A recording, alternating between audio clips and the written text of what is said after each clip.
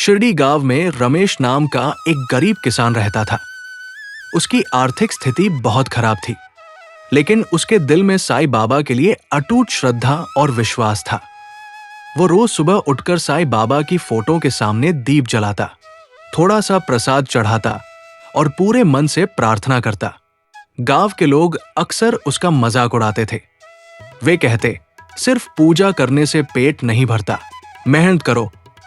लेकिन रमेश हमेशा मुस्कुराकर कहता, मेहनत भी करता हूं और साईं बाबा पर भरोसा भी रखता हूं। बाबा कभी अपने भक्त को निराश नहीं करते।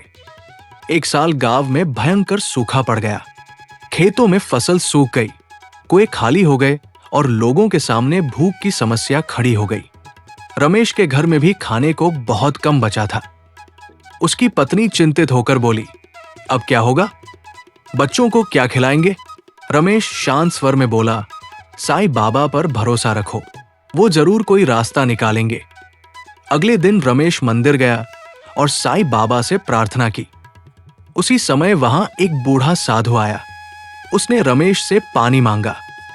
रमेश के पास केवल थोड़ा सा पानी बचा था, लेकिन उसने बिना सोचे साधु को पानी पिला दिया और घर से बचा हुआ थोड़ा सा खाना भी उसे दे दिया।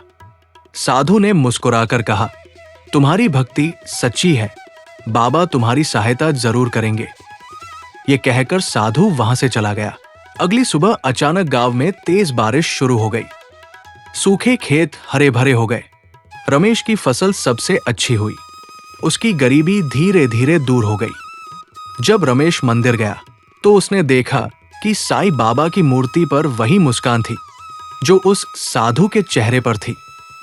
तब रमेश समझ गया कि खुद साईं बाबा ही साधु बनकर उसकी परीक्षा लेने आए थे। रमेश की आंखों में खुशी के आंसू आ गए। उसने बाबा के चरणों में सिर झुका दिया और बोला, बाबा, आपने मेरी लाज रख ली।